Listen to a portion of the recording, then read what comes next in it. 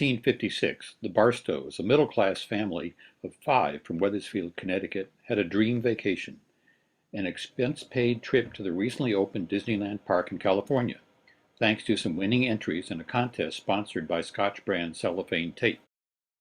55 years later, in 2011, one of the children made a return trip to Disneyland. David, 8 years old at the time of the first trip, was now 64. He was accompanied by his wife of 40 years, Linda Francis.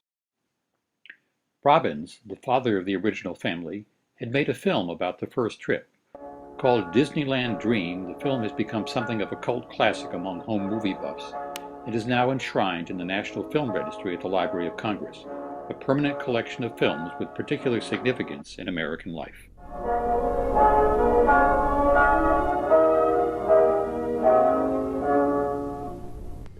The 3 Barstow children of Wethersfield, Connecticut, Mary on the left, Daniel in the center, and David on the right, shared with their parents, Robbins and Meg Barstow, a great enthusiasm for the kind of family fun generated in the 1950s by Walt Disney's early television programs, which they loved to watch together in the living room. When they saw outside the Main Street drugstore in Old Wethersfield a contest announcement of 25 free family trips to Disneyland, sponsored by Scotch brand Cellophane Tape, they realized that here was a way they could make an impossible dream come true. So they bought not just 1, but 6 rolls of Scotch tape, and the whole family set to work. David made a 3-dimensional model of Disneyland Castle using Scotch tape. Mary created a Scotch word puzzle. Young Daniel copied his own words right on the official entry form. And Meg was inspired to write a poem about Scotch tape. I used alphabet soup letters to spell out an acronym. Finally, we carefully wrapped each of these attention-getting entries, plus a photo of all 5 of us using Scotch tape, in a large carton, and mailed it by special delivery to the contest sponsors in St. Paul, Minnesota. At that time, we had a little pet parakeet named Binky, and we all kept trying to teach it to say, "Where's the Scotch tape? Where's the Scotch tape?" Then one day in June, Binky seemed to sense something special in the air. And sure enough, a telegram was being delivered to our house. This looked important, so the whole family gathered outside the front door for me to open the envelope. It was from the president of the Minnesota Mining and Manufacturing Company, and it read, "Congratulations on being one of the winners in the Scotch brand Disneyland contest." Unbelievably, our dream was really going to come true. In the decades after the Disneyland trip, Robbins led a rich and full life, with a professional career of advocacy for teachers and public education. He was very active in the civil rights and Save the Whale movements. Meg was the next member of the family to read the telegram. It said that a company representative would get in touch with us the next week to make arrangements. Meg now lives in Hartford, Connecticut. She was also a community leader and social activist, including 7 years as a Head Start teacher in Hartford.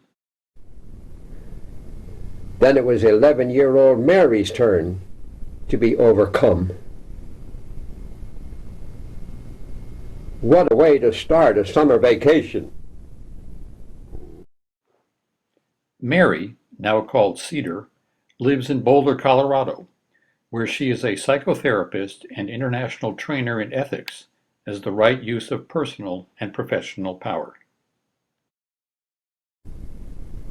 When 8-year-old David got to look at it, he also was grounded.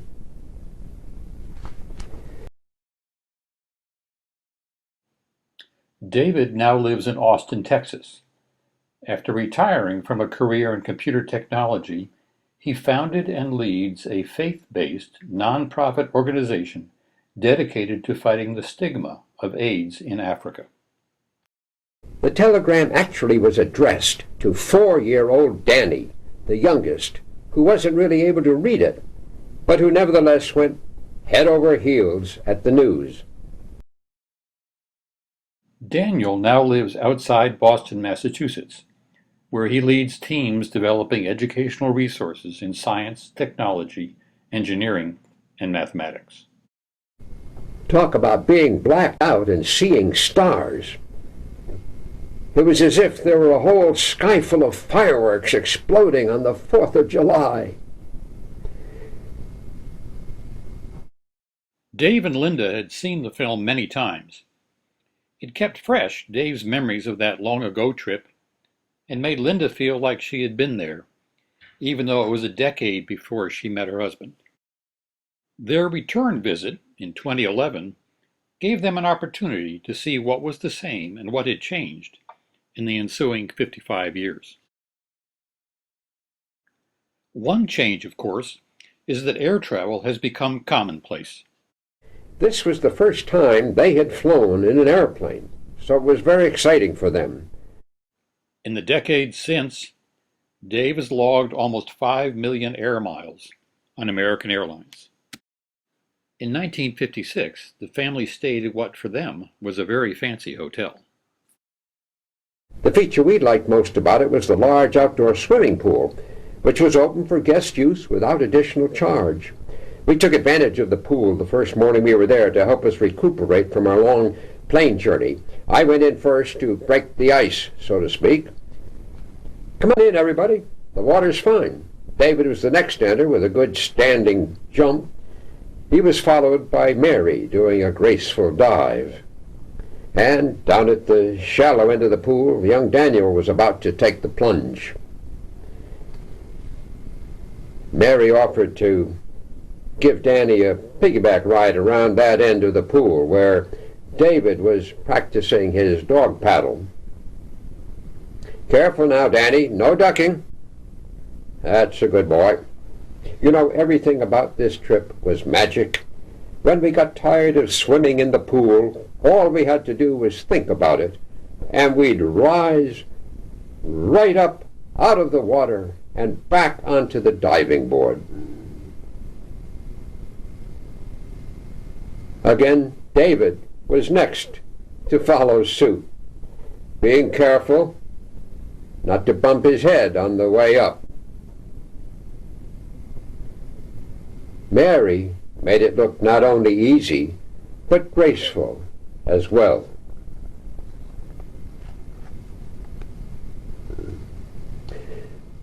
Now, of course, hotels with pools are commonplace, but there are often more restrictions.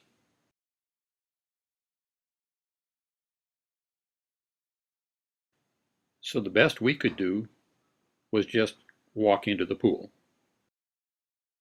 The good news is that some of the magic still remains. 4 years later, 2015, David had a chance to visit the old Huntington Sheraton in Pasadena. Now called the Langham, it retained a lot of its old majesty and beauty. But the pool had been shortened and there was no longer a diving pool.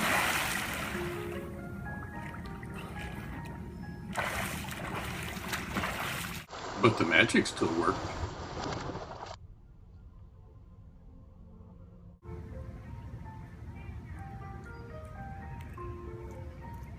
This invigorated us for the following day when we finally arrived at the entranceway to Walt Disney's Magic Kingdom, the climax of our family dream journey. This is Disneyland as it was just 1 year after its official opening. We paused to have our pictures taken in front of the flowered face of Mickey Mouse outside the railroad station. The main entrance to the park is much the same as it was in 1956.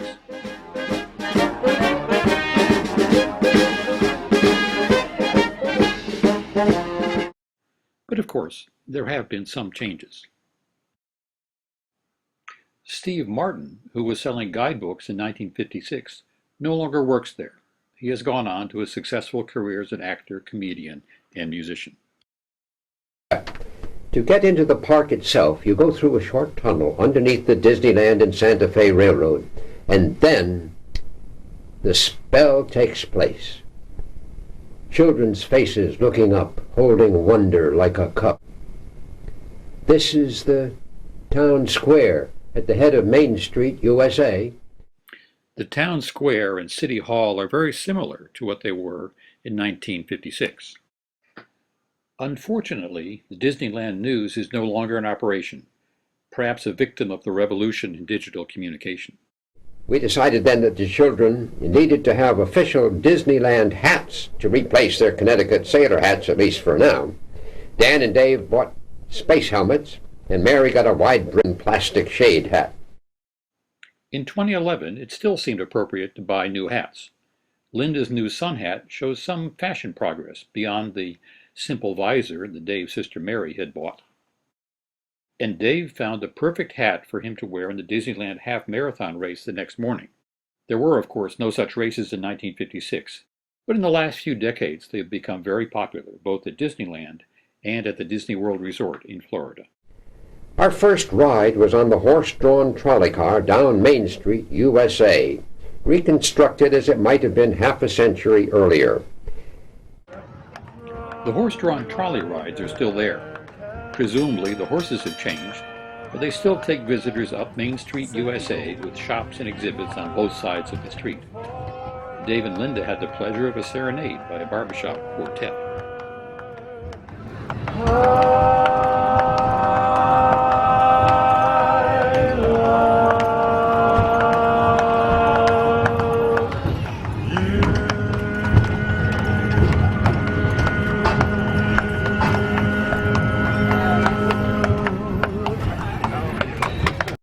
Over on the right, we found first of all Tomorrowland, with a special clock telling what time it was all around the globe.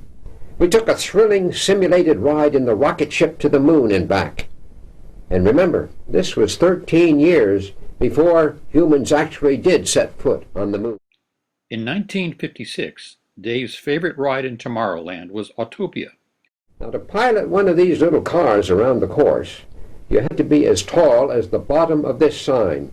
David made it just by a hair, but poor Daniel wasn't high enough, so he had to find another activity, while David went for a drive. In 2011, Dave no longer needed to worry about the height restriction. But unfortunately, some people are still too short to drive alone. In the past 5 decades, many of the Tomorrowland rides have changed. The rocket to the moon is still there, but there's no ride associated with it, replaced by an exciting Star Tours ride and the thrilling roller coaster known as Space Mountain. The next land we visited was Fantasyland, the entrance to which is through the many-turreted Sleeping Beauty Castle, across a bridge over a protective moat. In 2011, the entrance to Fantasyland has the same bridge, across the same moat, into the same Sleeping Beauty's castle. Danny's favorite was Dumbo, the flying elephant. Another way to go round and round is in one of the Mad Hatter's teacups from Alice in Wonderland. In 2011, Dumbo the elephant is still flying through the air, and the Mad Hatter's teacups still make you very dizzy. A canal boat takes you for a gentle ride through Storybook Land, going right into Monstro's giant mouth. Despite these fearsome teeth, however, the whale doesn't really swallow you, and when the boat comes out on the other end, you pass by beautifully constructed miniature settings for favorite childhood stories. Here we see the houses of straw and sticks and bricks built by the 3 Little Pigs. This is Ratty's place from Wind in the Willows, and up behind is Toad Hall. This house in the forest belongs to the 7 Dwarfs. You can see all their names on the signpost. These cobblestone streets tell us that this is Pinocchio's picturesque little village in Italy. The Storybook Land canal boat still goes through Monstro's mouth, but he's blue now instead of black. You'll still find the home of the Seven Dwarfs, Toad Hall from Wind in the Willows, and Pinocchio's village in the Italian Alps. And finally, looking up in the distance, we see Cinderella's shining castle. This brings us to the Casey Jr. circus train, with specially constructed cars to carry different kinds of passengers. From one car, they unload the wild animals, and from another, the monkeys. The Casey Jr. circus train is still in operation, although it seems that the monkeys have aged somewhat. Well, after all this excitement, we felt the need to go to the bathroom. At first, we didn't know where to go, but then we saw the signs for Prince and Princess, and we remembered that everybody in Fantasyland is a prince or a princess. In 2011, Dave and Linda also needed to find restrooms, but they weren't able to find the rooms labeled Prince and Princess. It seems that young royalty has grown up to become king and queen. Then it was time for lunch. Knowing that everything here is magic, Meg had brought all of our meals wrapped up in this little plastic case. So we all sat down on a bench and waited patiently while she took the lunch bag out of the case and carefully unfolded it. Careful now, don't anybody push. And sure enough, out of the bag each of us took a nicely cooked cheeseburger and a carton of milk. Dave and Linda, hungry after spending all morning on rides, were relieved to know that the magic lunch bags still work.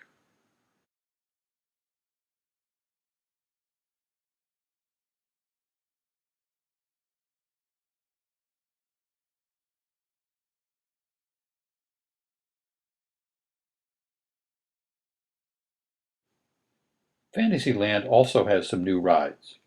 It's a Small World is very popular with young and old alike. Dave particularly liked the Matterhorn bobsled ride, which brought back childhood memories of a favorite Disney movie, Third Man on the Mountain.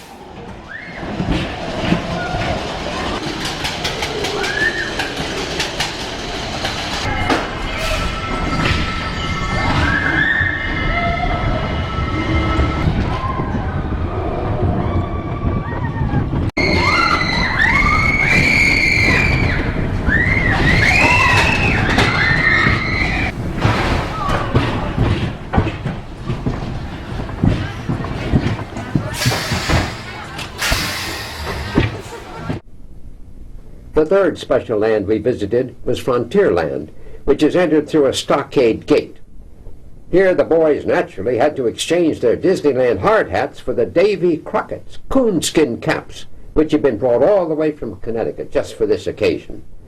The first stop by David and Danny was the Frontier Trading Post. Danny bought a pair of toy pistols too big for his holsters, and Dave bought a lariat to go with his fringe-worn jacket. It is still possible to buy coonskin caps at the entrance to Frontierland.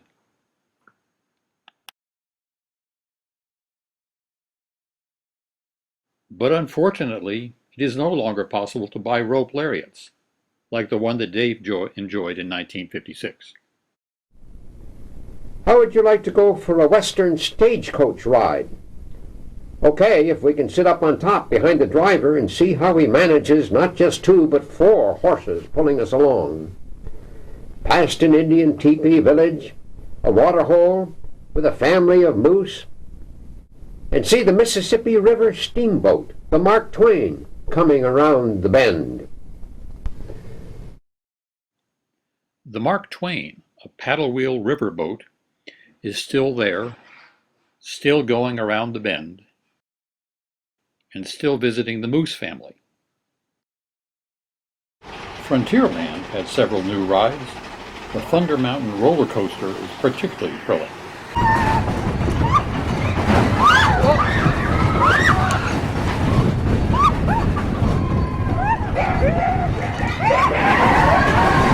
Really good.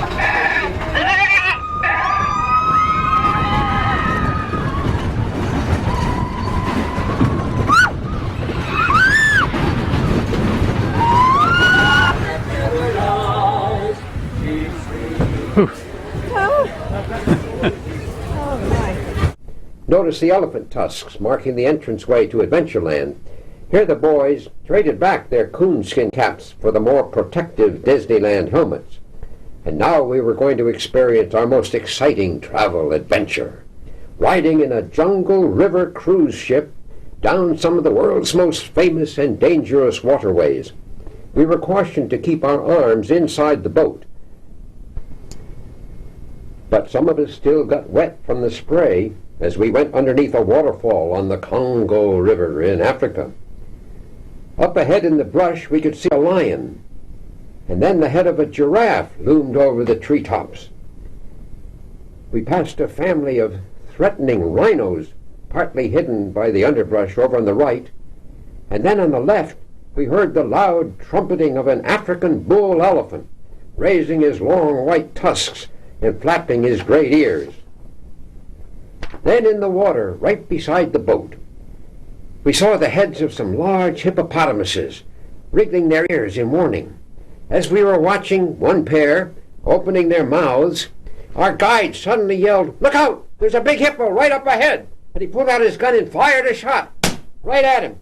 And then he fired again, and another one at a crocodile over on the riverbank. Wow, what a close encounter that was.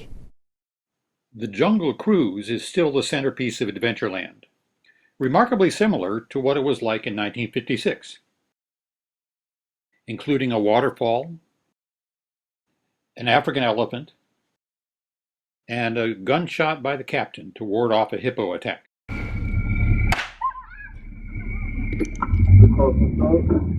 The big new ride in Adventureland involves a wild ride through a mine, reminiscent of some of the scenes in the Indiana Jones series of movies. We were almost totally exhausted by the end of our stay, but for our particular family at that particular time, we agreed with Walt Disney that this was the happiest place on earth. We too were tired at the end of 2 very long days at Disneyland. Linda had the energy to keep knitting. All Dave could do was sit down. Of course, he had run a half marathon that morning, so maybe that's an excuse. And then we departed, forever grateful to Scotch brand cellophane tape for making all this possible for us.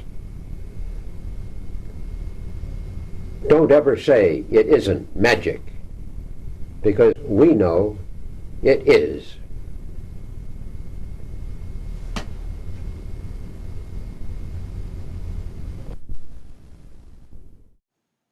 Robbins died in November 2010. In December 2011, a memorial bench was placed at the Old Cove in Wethersfield in his honor.